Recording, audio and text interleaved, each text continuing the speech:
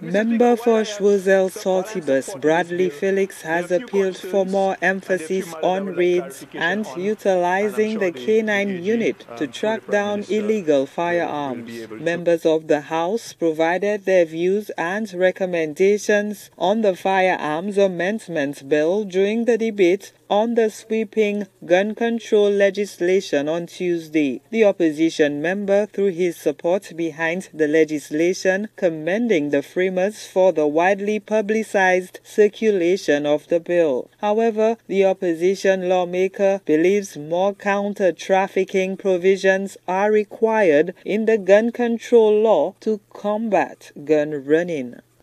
But we must not underestimate the value of the K9 unit and the ability for these dogs to sniff out firearms and to identify where these things are hidden, Mr. Speaker. And Mr. Speaker, I think it should be made very clear to the taxpayers of the country that the payment of the use of the K9 unit was not from the taxpayers' money, Mr. Speaker, but from these funds were obtained from the Proceeds of Crime Act, Mr. Speaker. Most of the payments that were being made, Mr. Speaker. And in addition to funding the K9 unit, these funds were also used to purchase bulletproof vests for the police, shields, even vehicles, Mr. Speaker. And so I think the government should revisit, bringing in and maybe negotiating if the attitude is there.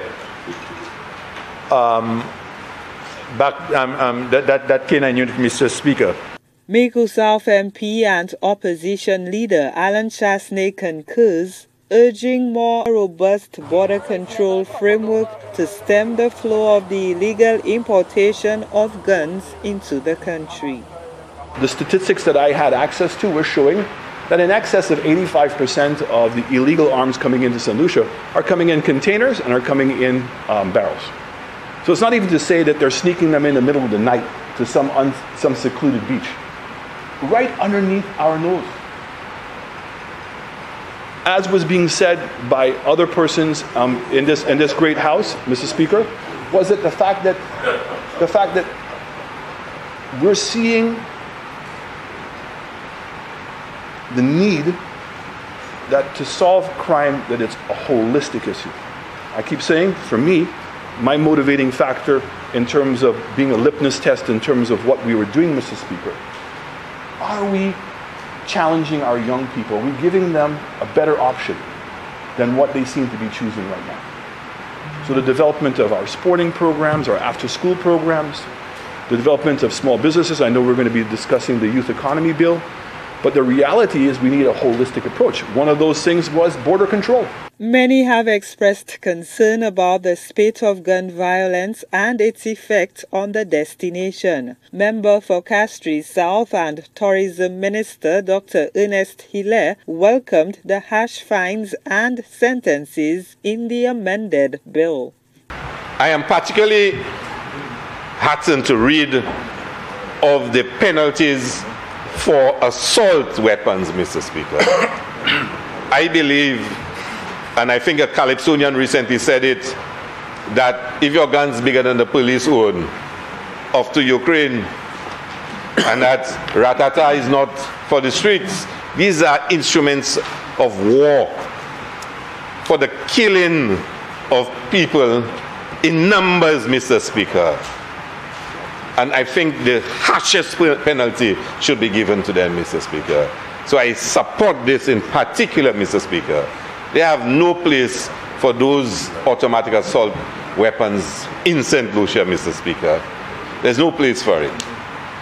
So you have my fullest support on those provisions. Meanwhile, former police officer Mico North MP Jeremiah Norbert, who had long complained about the perceived lenient bail amounts for firearm offences, called on society to repudiate the scourge of gun violence. Crime affects every one of us in this room, and we've seen little pieces, or we've seen the effects of crime trickle down to every constituency in this country. And we have to also understand that gun violence affects every aspect of our economy. It affects tourism, which we are heavily dependent on, and we cannot allow this to continue. So I support the intention of this bill. I know that this bill, the intention is good.